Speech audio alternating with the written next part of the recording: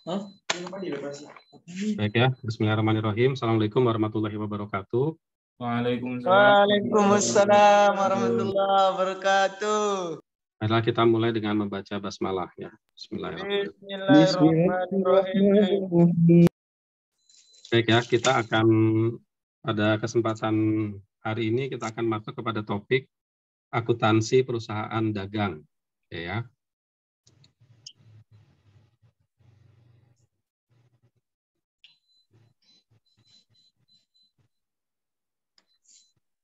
Ya, jadi untuk refresh bentuk ya.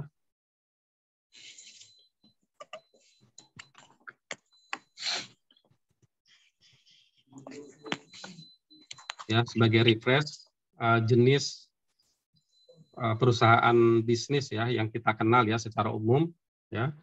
Jadi aktivitas bisnis ini ada jenis usaha atau type of business, yaitu ada perusahaan jasa, ada perusahaan dagang, ada perusahaan manufaktur. Ya. Nah, ini masing-masing karakteristiknya apa, kemudian nanti dampak kepada akuntansinya seperti apa, gitu ya, atau pelaporannya nanti ya. Nah, kemudian juga ada bentuk ya organisasinya. Ya, bentuk organisasi yang melaksanakan aktivitas bisnis. Ya, di sini ada perorangan, ya, kemudian ada persekutuan, kemudian ada korporasi. Ya, nah ini yang akan nanti berpengaruh kepada bagaimana akuntansi ini melaporkan atau bagaimana pelaporannya, ya, bentuk pelaporannya atau bagaimana pelaporannya agar memenuhi fungsi akuntansi gitu ya, itu sebagai penyampai informasi ekonomi gitu ya. Nah pada kesempatan ini kita akan mempelajari tentang atau melihat bagaimana karakteristik dari perusahaan dagang ya. Nah, karakteristik perusahaan dagang ya, yang pertama ya dia adalah melakukan pembelian persediaan barang jadi. Ya, jadi aktivitas yang pertama ini ada perusahaan dagang, maka dia melakukan pembelian persediaan barang jadi. Ya, jadi dibeli persediaan barang jadi. Kemudian menjual persediaan barang jadi itu kepada konsumen. Gitu ya. Jadi kemudian barang jadi yang sudah dibeli tadi kemudian dijual. Gitu ya. Jadi aktivitasnya membeli barang ya, misalnya ada membeli bolpen gitu ya. Membeli bolpen, kemudian bolpen itu dijual kembali dalam bentuk yang sama. Ya, jadi itu membeli kemudian menjual kembali kepada konsumen. Nah, contohnya yang bisa kita kenal di lingkungan kita itu adalah misalnya supermarket gitu ya. Supermarket atau minimarket gitu ya. Nah, itu dia adalah perusahaan itu dia membeli barang-barang itu ya, kebutuhan-kebutuhan consumer goods ya atau kebutuhan sehari-hari. Nah, kemudian dijual dalam bentuk yang sama. Gitu ya. Kalaupun ada perubahan, paling perubahan kemasan gitu ya. Kalau beli dia dus-dusan, dijualnya eceran retail gitu ya. Kalau dia belinya dus-dusan, nanti dibuat kemasan yang lebih sedikit ya. Satu dus kan misalnya isinya 2 lusin, dia jual 2 misalnya gitu. Nah itu, tapi intinya dia tidak merubah barang yang menjadi objek perdagangannya. Ya. Kemudian ada dealer kendaraan bermotor, ya dia beli mobil dari manufaktur pabrik mobil, kemudian dijual ya dalam kondisi yang sama. Ya, kalaupun ada mungkin tambahan aksesoris dan sebagainya itu tidak signifikan di dalam proses produksi. Ya, nah ini adalah dagang ya, karakteristik dari perusahaan dagang. Ya.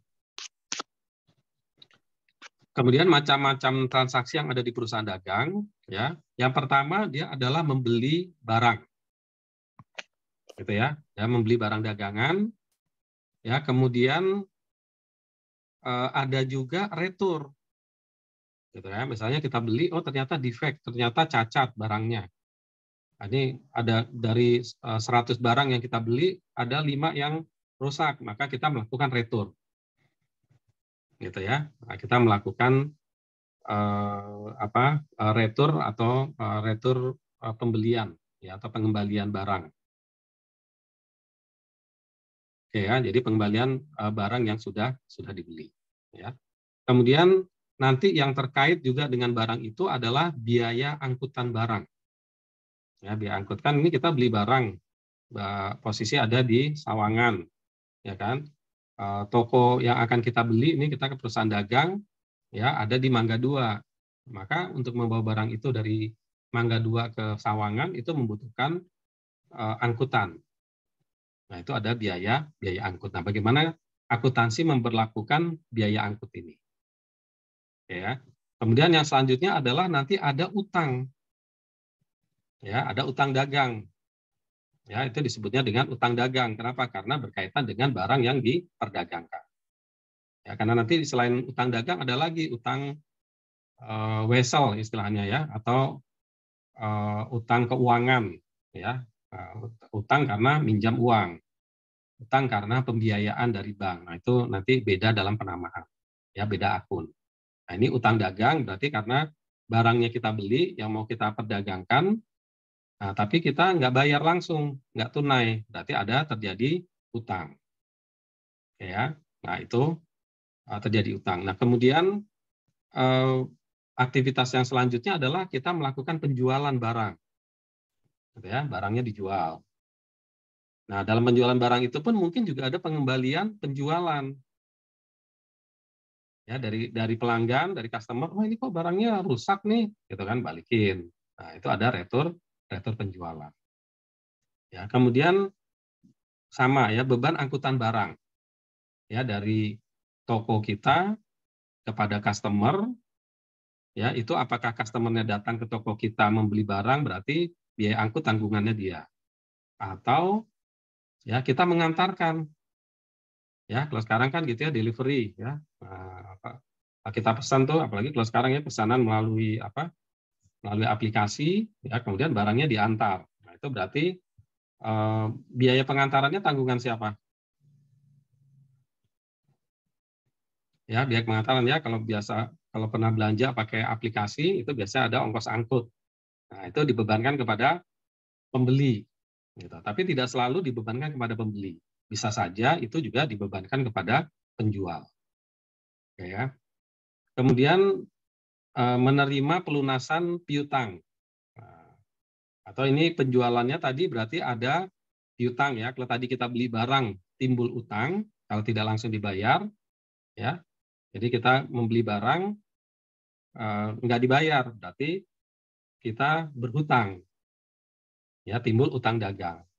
Sebaliknya kalau kita menjual barang, tetapi menjual barangnya tidak tunai, ya pembelinya yang utang kepada kita, maka timbulnya adalah piutang dagang, gitu ya. Jadi piutang dagang. Nah, jadi di sini nanti dalam mekanisme transaksinya, ya ada nanti pelunasan utang dan piutang, ya customer atau pelanggan membayar kepada kita, atau kita kemudian membayar kepada penjual, ya tempat kita membeli barang. Oke ya, nah itu pelunasan ya penerimaan atau pelunasan piutang dan utang. Ya, kemudian setelah itu baru dilakukan perhitungan laba rugi perusahaan dagang. Ya. Ini ya, jadi ini alur transaksinya ya, bisnis prosesnya. Nah, kemudian nanti di dalam pelaporan kinerjanya atau pelaporan keuangan atau pelaporan laba ruginya, nah kita lihat di sini perbedaan antara perusahaan jasa dan perusahaan dagang. Ya, kalau perusahaan jasa itu hanya pendapatan saja, pendapatan ya sama ya pendapatan, kemudian hanya langsung beban operasional. Ya, sehingga diperoleh laba bersih. Jadi lebih simpel ya. Ini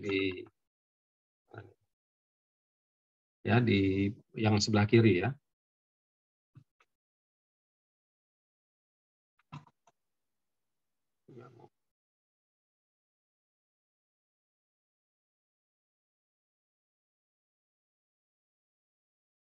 Nah, sementara yang sebelah kanan untuk perusahaan dagang, ya,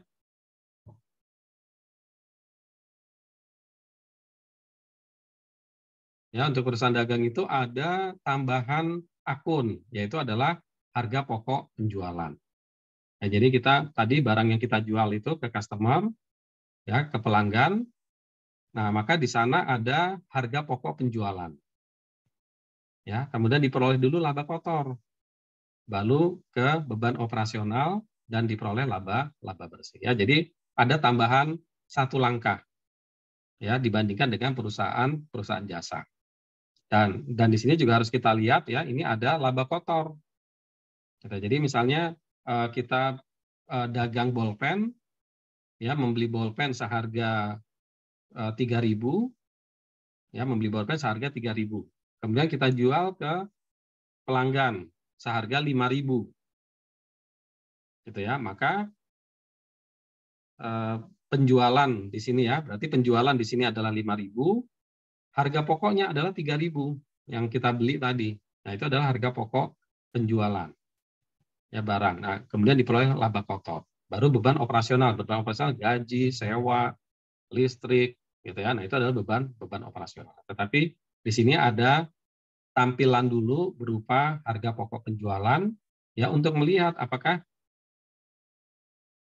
barangnya ini, ya, dari pokoknya saja itu berapa persen marginnya, gitu ya, keuntungannya, gitu ya, berapa persen margin istilahnya, ya, gross margin atau laba kotor, ya, keuntungan berapa, jangan sampai di sini loss, gitu ya.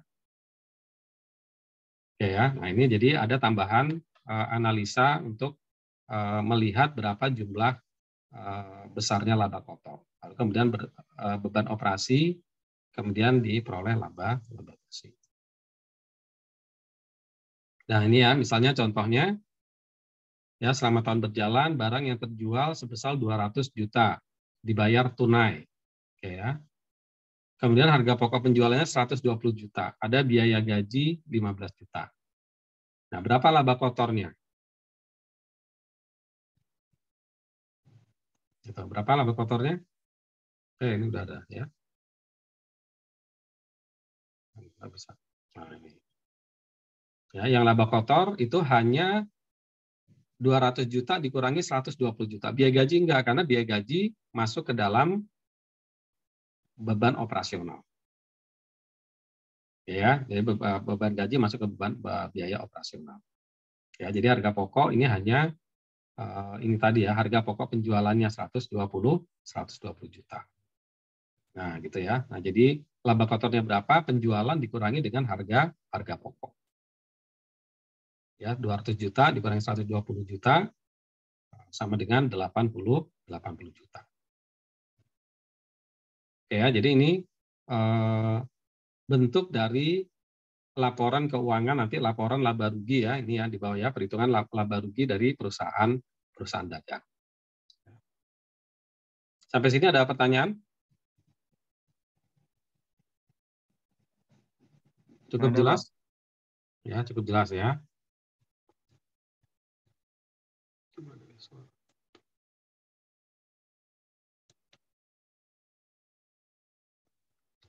Oke, ya, jadi ini untuk harga pokok. Nah, karakteristik yang selanjutnya adalah dalam persyaratan jual beli.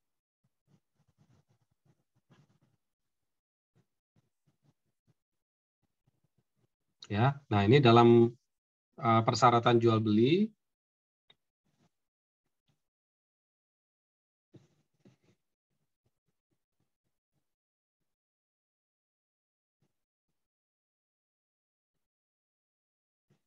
ya, kalau lihat dalam persyaratan jual beli, yang pertama adalah syarat penyerahan, ya, penyerahan barang. Nah, di sini ada istilah FOB shipping point. Ya. Pembeli harus menanggung biaya pengiriman barang dari gudang penjual sampai ke gudang sendiri. Ya, pembeli. Ya, pembeli harus menanggung biaya pengiriman barang dari gudang penjual sampai ke gudang sendiri. Ya, dalam hal ini penjual mengakui dan mencatat terjadi penjualan barang sejak dikeluarkan barang dari gudang pembeli. Ya. sedangkan pembeli tersedia di gudang penjual nih mungkin ya. Dalam hal ini penjual mengakui dan mencatat terjadinya penjualan barang sejak dikeluarkan dari gudang oleh pembeli. Oke ya, jadi oleh pembeli. Jadi ketika pembeli mengambil ke gudangnya penjual atau ke tokonya penjual, ya maka pada saat itu penjual sudah mengakui terjadinya penjualan. Oke ya, jadi ini eh, saat pengakuan ini adalah salah satu hal yang penting di akuntansi. Ya, kapan dia mengakui penjualan? Gitu ya. Kapan dia mengakui? Apakah pada saat dia mengambil barang ke tokonya penjual? Jadi ini saya mau beli, ya kan? Saya datang ke penjual, saya ngambil barang. Nah, pada saat di situ atau ketika barang itu sampai di gudang saya, di tempat saya, gitu ya. Nah, ini kalau perjanjiannya adalah FOB shipping point, gitu ya. Nah, berarti pembeli menanggung biaya pengiriman dari gudang penjual sampai ke gudang saya. Jadi ketika saya sebagai pembeli mengambil barang, maka pada saat itu sudah terjadi jual beli. Gitu ya. Kepemilikan barang sudah berpindah. Gitu ya. Jadi secara syariah juga kepemilikan barang sudah berpindah, barang itu sudah milik pembeli sekarang. Gitu ya. Jadi bisa dilihat ininya ya, pentingnya ya secara akuntansi. Misalnya gini nih, saya melakukan pembeliannya di akhir bulan, tanggal 31 Desember, ya ini penjelang penutupan buku jam 11.50. Nah, gitu kan ya. Nah, pada jam 11.50 malam gitu ya, 23.50. Nah, itu ngambil barang tuh di tokonya. Gitu ya, ngambil barang di tokonya, kemudian saya bawa ke toko saya ya sampai jam katakanlah 12 ya 24 atau 00.10 menit gitu. Nah, itu udah beda periode kan. Nah, ini diakui penjualan atau tidak? Gitu ya, diakui oleh penjualan atau tidak. Nah, ini tergantung tadi ini perjanjian dari syarat jual beli. Gitu ya, berarti pada saat ini ya dengan perjanjian penyerahan adalah FOB shipping point, berarti ini FOB shipping point ini free on board ya. Jadi tidak menanggung biaya pengiriman ya. Jadi free on board, tidak menanggung biaya pengiriman, berarti terjadi pada saat pengambilan barang. Oke ya, jadi dalam hal ini penjual mengakui dan mencatat terjadinya penjualan barang sejak dikeluarkan dari gudang oleh pembeli. Sebaliknya, pembeli akan mengakui dan mencatat terjadinya pembelian sejak mengambil barang dari gudang penjual. Gitu ya. Jadi meskipun barangnya belum sampai di gudangnya pembeli, maka pada saat itu dia sudah mengakui terjadinya pembelian. Ya, artinya pada sebelum jam 12 malam, gitu ya. Nah, itu. Oke ya, jadi itu adalah syarat jual beli. Ya. Kemudian ada yang FOB destination. Ya, FOB destination. Nah, berarti destinasi ya, berarti sampai di tujuan. Nah, berarti penjual harus menanggung beban pengiriman barang sampai di gudang pembeli. Jadi ketika barang itu keluar dari gudangnya penjual, ya, itu belum terjadi penjualan. Gitu kan ya. Penjualan itu terjadi ketika barang itu sampai dan diterima oleh pembeli, di gudangnya pembeli. Gitu ya. Nah, dalam hal ini penjual mengakui dan mencatat terjadinya penjualan setelah barang sampai di gudang pembeli. Ya, jadi tadi kalau misalnya jam 12 malam dikurang 10 menit, barang dikirim sampainya jam 12 lewat 10 menit. Ya, berarti penjualan itu terjadinya besoknya gitu ya, pada periode berikutnya gitu ya. Jadi periode yang sekarang ya itu belum terjadi penjualan. Ya, begitu ya. Nah, sedangkan pembeli mengakui dan mencatat terjadinya pembelian setelah barang masuk ke gudangnya. Itu udah diterima, tanda terima, wah udah jam 12 lewat 10, berarti ini pembelian terjadi pada periode berikutnya. Oke ya. Pengaruhnya apa nanti? Pengaruhnya dalam mencatat persediaannya, mencatat penjualannya, mencatat harga pokoknya gitu ya. Nah, ini nanti akan terjadi berpengaruhnya kepada tadi ya perhitungan. Nah, ini ya perhitungan laba ruginya. Oke ya. Ya, FOB shipping point pengiriman, ya. Berarti terjadi jual beli pada saat pengiriman. Jadi terjadi jual beli pada saat barang dikeluarkan dari gudang penjual dan konsekuensinya biaya angkut ditanggung oleh pembeli. Ya. Sebaliknya destinasi, ya, poin destinasi, poin tujuan berarti biaya angkut ditanggung oleh penjual. Ya. Kemudian ada juga CIF, Cost Insurance Spread.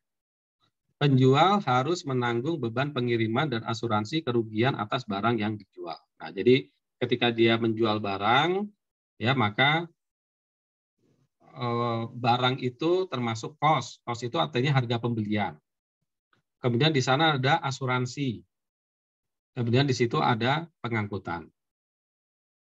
Gitu ya. Nah, ini juga nanti FOB shipping point, FOB destination point ini mungkin tidak kaku gitu ya. Nah, bisa jadi nanti sifatnya nunggu diterima di gudang pembeli, tetapi perjanjiannya CIF, gitu ya. Perjanjiannya CIF, ada asuransinya, ada biaya angkutnya itu ditanggung oleh penjual, gitu ya. Nah, tapi yang penting kuncinya adalah di dalam sebelum melakukan transaksi jual beli itu perjanjiannya seperti apa, gitu ya. Perjanjiannya seperti apa? Jangan nanti, udah saya beli barang sampai di tempat saya, dibawa pakai kendaraan angkut, terus kendaraan angkutnya suruh kita yang bayar, misalnya gitu ya. Nah, ini harus jelas dulu perjanjian ini adalah sejak awal sebelum dilakukan transaksi jual beli.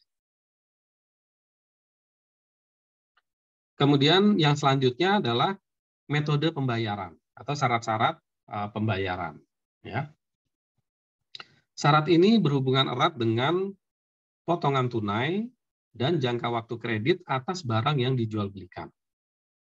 Ya, jadi berhubungan erat dengan potongan tunai dan jangka waktu kredit.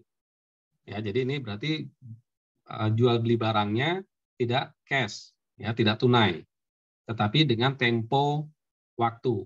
Nah, tempo ini yang berapa lama nih? Sebulan, 2 bulan, 30 hari, 60 hari, dan seterusnya. Ya. Nah, biasanya dinyatakan di dalam format ini ya, M garis miring titik-titik ini hari, ya, berapa hari. Ya, nah ini misalnya 2/10 M per 30 ya, ini satu kesatuan ya, ini satu kesatuan. Nah ini berarti artinya adalah potongannya ada 2% akan diberikan kepada pembeli apabila pembeli membayar harga neto faktur paling lambat tanggal 10. Ya, jadi kalau misalnya sekarang beli atau paling lambat 10 hari setelah tanggal transaksi ya, bukan tanggal 10 ya. 10 hari setelah tanggal transaksi, maka dalam jangka waktu 10 hari dia melakukan pembayaran, si pembelinya melakukan pembayaran, maka dia dapat diskon 2%. Gitu ya, dapat diskon 2%. Tapi kalau dia membayar dalam jangka waktu 30 hari, ya dia tidak mendapatkan diskon. Harganya full 100%. Ya, gitu ya. Jadi ini adalah semacam insentif ya kepada pembeli untuk membayar lebih cepat. Ya, jadi ini adalah syarat pembayaran ya yang umum terjadi di dunia praktek ya, walaupun atau mungkin juga tidak waktunya ya, bisa 10 hari, bisa udah deh kalau bayar sebulan saya kasih diskon. Nah, gitu. Tapi kalau bayarnya 2 bulan ya bayarnya full misalnya gitu ya. Nah, itu artinya ini kaitannya adalah dengan uang. Ya, dengan metode pembayaran bukan dengan diskon barang. Nah, kalau diskon barang lain lagi. Gitu ya, diskon barang itu berarti terjadinya di transaksi nanti masuknya ke harga. Ya, kalau diskon barang kan misalnya ini saya beli bolpen 5.000 kan, saya kan beli 10 ya, kasih diskon ya. Oke lah, saya kasih diskon 3.000 kasih diskon 500. Gitu ya, sehingga saya beli dengan harga 45.000. Nah, gitu ya. Nah, itu adalah diskon untuk harga. Berarti harga transaksinya adalah 45.000. Gitu ya. Nah, sedangkan kalau pembayaran beda lagi. Nah, 45.000 itu nanti segera bayar. Kalau Anda bayar dalam jangka waktu 10 hari, maka saya kasih potongan lagi. Nah, itu adalah potongan pembayaran. Ya. Bukan potongan harga pokok barangnya tetap di 45.000. Oke ya, jadi ini metode pembayaran. Ya. Ya, contohnya PT Sumber Jaya mensyaratkan kepada PT Sejahtera atas pembelian barang dagang, yaitu apabila PT Sejahtera melunasi sebelum waktu 10 hari, ya dari tanggal pembelian akan mendapatkan potongan 64%. Tetapi jika pembayaran lewat dari 10 hari sampai 15 hari dari tanggal pembelian akan mendapatkan potongan 1%. Ya, dan pembayaran selambat-lambatnya 60 hari. Berarti kalau sudah di atas 15 hari, ya, ini kan 15 hari kan ya. Nah, kalau di bawah 10 hari 4% potongannya, tapi kalau lewat 10 hari potongannya 1%. Di atas 15 hari 1%. Di atas 15 hari ya full bayarnya. Gitu ya. Jadi ini misalnya contoh dari bentuk perjanjian yang berkaitan dengan perdagangannya. Oke ya, jadi apa? 4% kalau 10 hari, 1% kalau 15 hari, ya kalau di atas 15 hari berarti sampai dengan maksimum 60 hari, ya berarti tidak ada potongan. Oke ya. Oke ya, jadi itu untuk transaksi. Ya. Selanjutnya adalah dalam secara lebih rinci di dalam transaksi pembelian. Ya. Nah, pembelian ini bagaimana tadi kita belajar karakteristik ya, karakteristik dari transaksi-transaksinya. Sekarang bagaimana kita mencatat pembelian. Nah, pembelian sendiri ini ada pembelian tunai. Ya, yang pertama adalah pembelian tunai. Jika perusahaan melakukan pembelian barang dagang secara tunai, ya, maka harga barang tersebut akan dicatat dengan mendebet rekening atau akun pembelian dan mengkredit akun kas. Ya, gimana tuh? Nah, itu ya bentuknya ya. Ya, tanggal 2 September PT Jaya membeli barang dari PT Sejahtera seharga 4 juta. Nah, maka jurnal yang akan dicatat oleh PT Jaya adalah ya mencatat pembelian. Ya, debit ya 4 juta, kemudian kreditnya adalah kas. Ya, ingat ya dalam setiap transaksi ya itu pasti akan melibatkan minimal dua akun. Ya, akan melibatkan minimal 2 akun. Jadi ini ada pembelian di debit, ya, kemudian di kreditnya adalah kas. Ya, masih ingat ya persamaan akuntansi. Ya, kita kembalikan lagi ke persamaan akuntansi. Oke, ini adalah jurnal untuk mencatat pembelian tunai. Ya. Kedua, pembelian kredit. Ya, apabila perusahaan membeli barang dengan barang dagang, ya membeli barang dagangan secara kredit, maka harga barang tersebut akan dicatat dengan mendebet akun pembelian dan mengkredit akun utang dagang. Oke ya, kita lihat. Ya, membeli barang dagang dari PT Sejahtera seharga 4 juta dengan syarat 2/10 N/30. Maka jurnal yang dicatat oleh PT Jaya ya sebagai pembeli gitu ya adalah pembeliannya di debit, utang dagangnya di kredit. Ya, kembali melibatkan dua akun. Oke, ya. Kemudian yang selanjutnya adalah biaya angkut. Ya, apabila menggunakan syarat FOB shipping point. Nah, ini apa? FOB shipping point ya biaya angkut ditanggung oleh pembeli.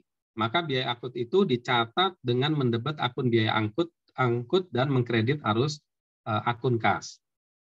Sedangkan apabila menggunakan syarat FOB destination point, maka pencatatan dilakukan oleh penjual.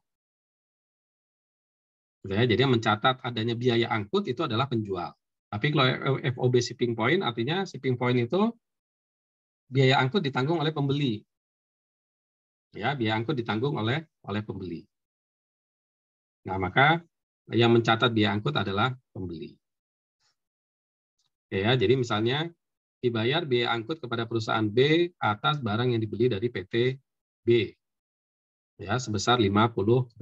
Maka beban angkut ya adalah 50, kemudian pembayaran kas adalah 50.000. Ya, kemudian selanjutnya adalah retur. Nah, retur pengembalian ya. Kita sudah beli barang tapi ternyata oh ini ada yang cacat, kita kembalikan. Ada yang rusak ya, kita kembalikan. Nah, retur pembelian terjadi jika barang-barang yang telah dibeli dikembalikan lagi kepada penjual. Misalnya karena rusak, tidak sesuai dengan pesanan, atau karena sebab-sebab lain. Ya. Nah, maka retur pembelian ini dicatat dengan mendebet rekening utang dagang dan mengkredit retur pembelian. Ya, jadi, nah ini ya, mengembalikan barang yang rusak kepada PT Sejahtera seharga 300.000. Kenapa mendebat utang dagang? Ya karena utangnya kan berkurang. Gitu ya, kan utangnya berkurang ya. Tadinya saya utang 10 juta, tapi wah ada sebagian barang rusak.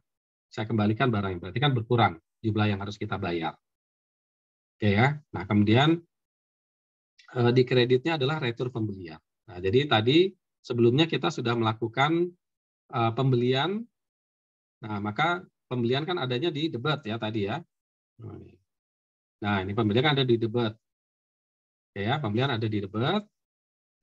Ya, kemudian ketika terjadi retur atau pengembalian, maka akun dari retur ya yang di jurnalnya bukan pembeliannya di kredit ya, tetapi kita membuat akun baru, yaitu adalah retur pembelian. Ya, membuat retur akun retur pembelian ya sebesar 300.000. Ya, jadi nanti di dalam penampilan laporan keuangannya di sini ya, misalnya tadi mana ini. Nah, di sini nanti belum kelihatan ya. Nanti di sini di harga pokok ini ada pembelian lebih rinci. Nanti ada pembelian tadi 4 juta dikurangi dengan 300.000. Gitu ya. Jadi terlihat riwayat bahwa oh ini pernah terjadi pengembalian barang. Ya, ya retur pembelian. Oke, kemudian penjualan. Ya, penjualan. Jadi tadi ada apa? Pembelian tunai, pembelian kredit, kemudian biaya angkut, ya kemudian retur. Ya. Nah, sekarang di dalam transaksi akuntansi, dalam penjualan, jurnalnya ya, jurnal transaksinya adalah jika perusahaan melakukan penjualan barang dagangan secara tunai, maka harga tersebut akan dicatat dengan mendebet akun kas dan mengkredit akun penjualan. Ya. Nah, ini ya langsung ya. PT Jaya membeli barang dagang dari PT Sejahtera seharga 2.500.000, maka jurnal dicatat oleh PT Sejahtera ya sebagai penjual ya. Maka dia menerima kas. Ya ingat ya, kas ya di dalam persamaan akuntansi adalah aset. Aset bertambah apabila ya di posisi debit. Ya, jadi ini karena menjual barang secara tunai langsung kasnya bertambah, maka kasnya bertambah 2.500.000, kemudian penjualannya bertambah. Ini penjualan juga bertambah ya. Nah, penjualannya bertambah karena dia ada saldo normalnya adalah kredit. Ya, penjualan ini kan saldo normalnya kredit. Berarti posisi di kredit itu adalah terjadi penjualan. Ya, maka terjadi penambahan penjualan. Oke ya. Kemudian penjualan kredit, apabila perusahaan membeli barang secara kredit, ya barang dagangan secara kredit, maka harga barang tersebut akan dicatat dengan mendebet akun piutang dagang dan mengkredit akun penjualan. Ya, jadi penjualannya tetap ada di sisi kredit, tapi yang didebetnya bukan kas, tapi adalah piutang dagang. Ya, piutang dagangnya. Kemudian disebutkan ada metode pembayarannya ya, atau syarat pembayarannya 2/10 N/30. Ya, ini dicatat di pembukuannya penjual. Ya. Kemudian biaya angkut, ya ini sama juga tadi dengan pembelian. Apabila menggunakan FOB shipping point, maka biaya angkut ditanggung oleh pembeli, dicatat di pembeli. Ya, biaya angkut itu dicatat dan akan mendebet akun biaya angkut dan mengkredit arus akun kas. Apabila menggunakan FOB shipping destination point, maka pencatatan dilakukan oleh penjual. Ya, beban penjual beban angkut debit, kreditnya adalah kas. Ya, beban angkut penjualan adalah 50.000, kreditnya adalah kas 50.000. Ya. Kemudian retur penjualan ya terjadi jika barang-barang yang telah dijual dikembalikan lagi kepada pembeli karena rusak, tidak sesuai dengan pesanan atau sebab lainnya. Ya, maka retur penjualan dicatat dengan mendebet. Ya, jadi ingat ya tadi saldo normal dari penjualan adalah kredit. Ya, maka ketika ada koreksi penjualan ya karena barangnya dikembalikan berarti dibuatlah akun retur penjualan yang berada di posisi debit. Ya, jadi dengan mendebet retur penjualan dan mengkredit piutang dagang. Nah, piutang dagangnya juga ya berkurang ya. Piutang dagang kan catatnya di debit. Maka karena ada pengembalian dia terimanya berkurang. Ya, ada lagi pengembalian atau pengurangan sebesar berapa? Misalnya 300.000. Ya. Jadi piutang dagangnya kredit ya 300.000.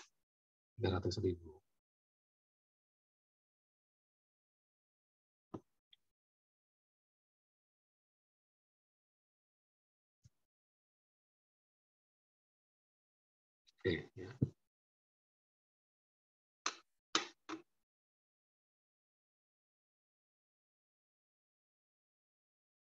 Nah ini ya resumnya, ringkasannya pembelian debit, kredit, utang dagang. Retur pembelian berarti utang dagangnya di debit, ada pengurangan, kemudian dibuat retur pembelian. Ya, retur pembelian ini nanti dia menjadi kontra account dari pembelian ya, kontra account ya, artinya yang mengurangi ya, retur pembelian nanti akan mengurangi angka di pembelian. Kemudian biaya angkut ya, ongkos kirim pembelian pada kas. Diskon pembelian ya, utang dagang diskon pembelian ya, ini ada diskon nih berarti ya.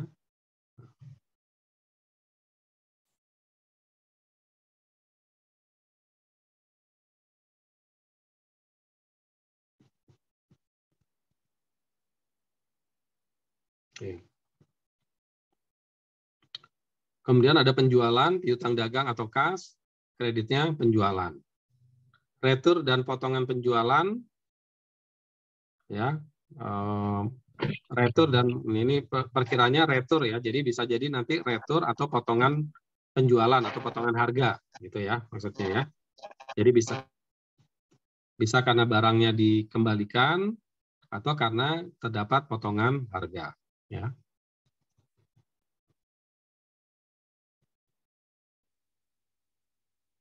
Oke, Maret ya, tanggal 2 PT Madani membeli barang dagangan kepada PT Sukses sebesar 2.100.000 dengan syarat pembayaran 2/10 N/30.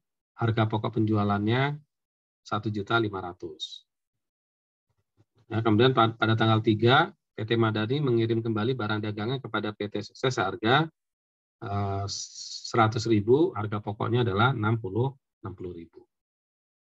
Ya, kemudian pada tanggal 4 PT Madani membayar biaya angkut atas barang yang dibeli dari PT Sukses kepada PO Angkutan Mas sebesar 50.000. Ya, bagaimana jurnalnya?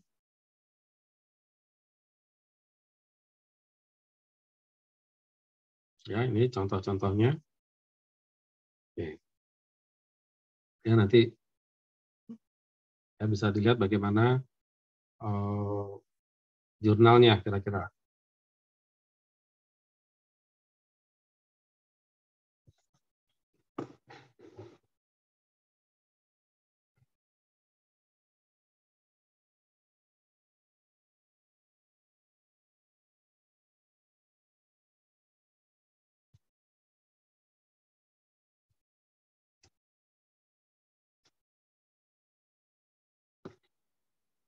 Ya, gimana jurnalnya? PT Madani membeli barang dagangan kepada PT Sukses sebesar 2.100.000.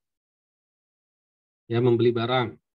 Ini jurnal di PT Madani. Ya.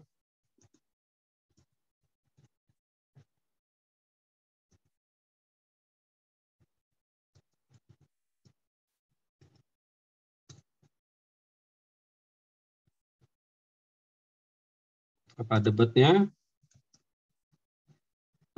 Apa debitnya? Membeli barang.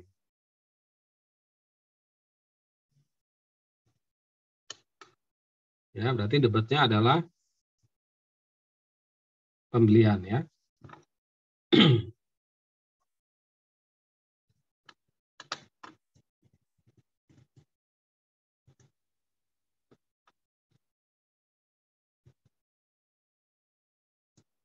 Oke. Berapa besarnya? 2.100.000 ya.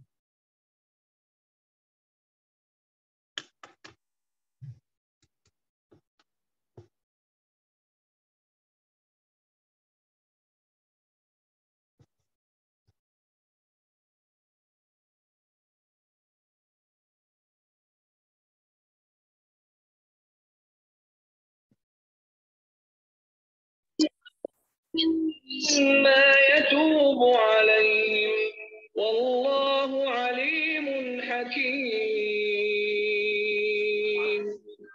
والذين اتخذوا مسجدا ضرارا وكفرا وتفريقا Bluetooth mode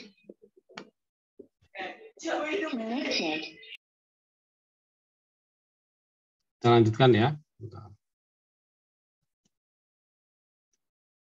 Oke ya, jadi pembelian sebesar ya 2.100.000, kemudian kreditnya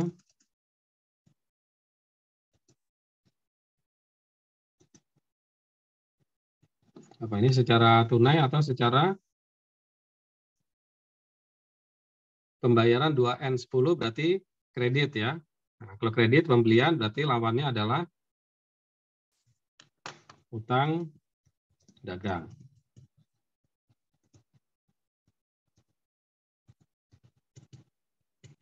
Oke ya. Nah, ini adalah mencatat penjualan. Kemudian yang selanjutnya mengirim kembali barang dagangan kepada PT Sukses harga 100.000.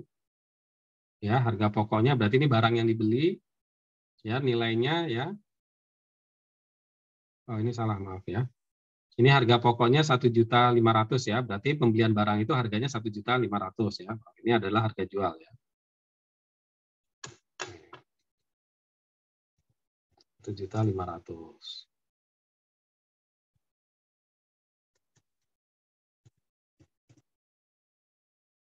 Nah, yang ini adalah berarti debitnya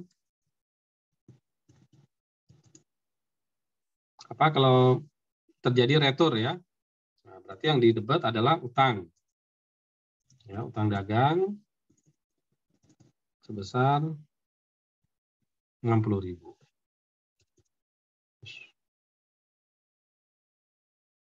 Mana dia hilang?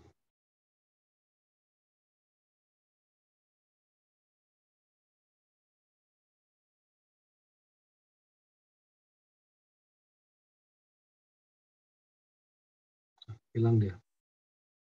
Ya, diulang aja ya. Bentar.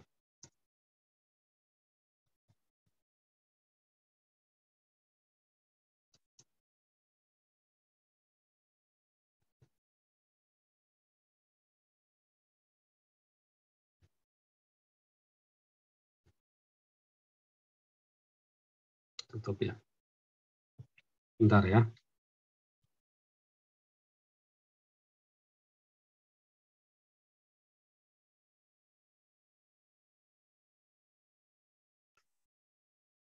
Oke, saya ulang ya.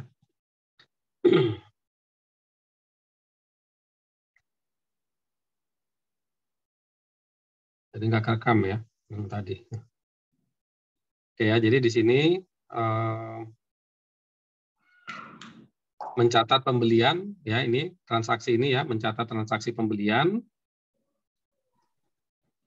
ada pembelian, ada pengembalian barang dan biaya angkut.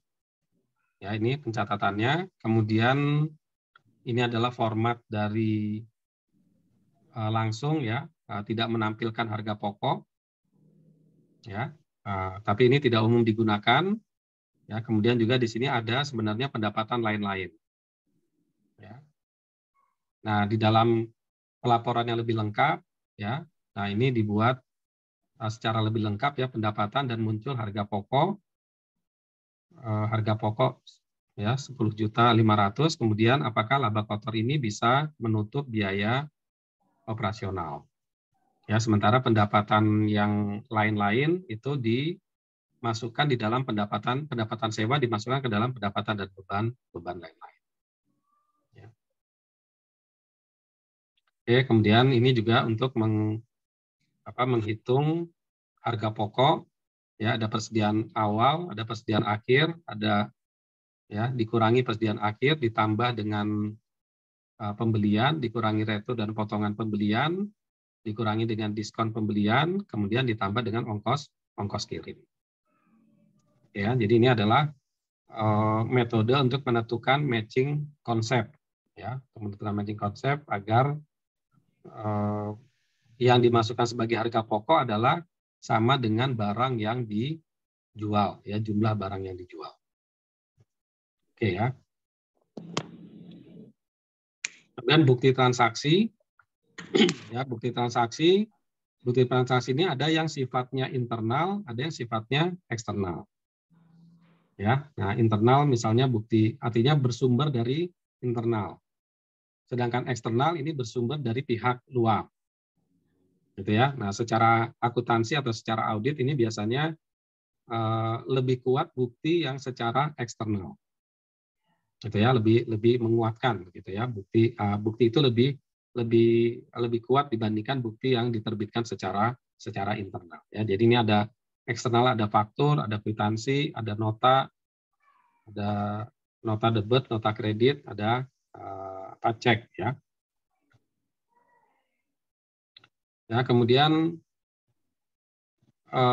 tanda bukti bahwa perusahaan telah menerima uang secara tunai. Ya, jadi perusahaan menerbitkan ketika dia menerima uang, maka kemudian yang menerima uang ini menerbitkan bukti bahwa saya sudah menerima uang. Maka tanda bukti ini kemudian diberikan kepada yang menyerahkan uang sebagai tanda bukti bahwa dia sudah pernah menyerahkan uang kepada pihak lain. Ya, kemudian bukti kas keluar, tanda bukti bahwa perusahaan telah mengeluarkan uang, ya, uang tunai misalnya pembayaran gaji. Memo ini adalah biaya pencatatan antar bagian atau manajer ya yang berada di lingkungan perusahaan. Jadi antara misalnya bagian keuangan dengan bagian pembelian, nah itu sifatnya disebut dengan memo. Faktur adalah tanda bukti telah terjadi pembelian atau penjualan secara kredit. Ya, biasanya dibuat rangkap ya. Jadi faktur ini seperti penagihan gitu ya. Nah, karena tidak langsung dibayar, nah, faktur ini adalah sebagai bukti ini terjadi pembelian atau penjualan kredit.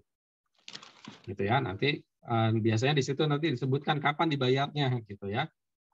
Jadi berfungsi juga sebagai tagihan ya. Biasanya itu berfungsi juga sebagai tagihan. Oke ya. Kemudian kwitansi ini adalah bukti penerimaan uang. Jadi faktur dengan kwitansi itu berbeda.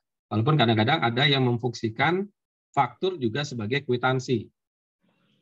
Gitu ya. Nah, biasanya kalau transaksi itu ada syarat transaksi jual beli itu kan ada meterai ya, meterai, tapi dalam peraturan undang-undang di Indonesia itu kalau transaksinya atau penerimaan uangnya itu di atas 5 juta ya. Ya, jadi ini kwitansi dengan faktur berbeda. Faktur penagihan, mungkin penjualan kredit. Jadi misalnya terjadi transaksi sekarang hari ini tanggal 15 misalnya gitu ya. Maka tanggal 15 dibuatkan faktur. Nanti terjadi pembayaran tanggal 15 Desember. Maka kwitansi dibuat pada tanggal 15 Desember. Ya. Kemudian nota bukti atas pembelian sejumlah barang secara tunai ya. Kalau nota ini langsung ya, langsung dibuatkan pembayaran. Ya, itu disebut dengan nota. Nota debit ya, bukti perusahaan telah mendebat perkiraan langganan. Nah, ini biasanya kontrol ya, kontrol terhadap transaksi ya, apalagi kalau misalnya transaksi itu adalah kredit. Ya, misalnya, oh ini tanggal 1 membeli sebesar 10 juta, tanggal 2 15 juta, ya belum ada pembayaran. Nah, ini berarti melakukan nota, ya pencatatan nota debit atau nota kredit. Ya. Oke, kemudian cek ini adalah surat perintah dibuat oleh pihak yang mempunyai rekening di bank agar bank membayar sejumlah uang kepada pihak yang namanya tercantum dalam cek tersebut. Nah, ini kita punya uang di bank. Kemudian udah ambil sendiri di sana. Ini saya mau bayar, ambil sendiri uangnya di bank. Maka saya buatkan cek. Ya, kita buatkan cek. Oke ya, jadi itu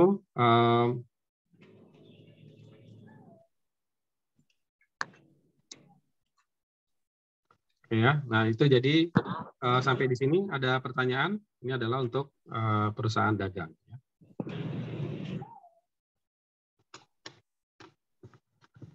Ya, karena udah 10:30 ya. Kalau tidak ada pertanyaan, kita cukupkan saja ya untuk pertemuan pada pagi hari ini. Ya.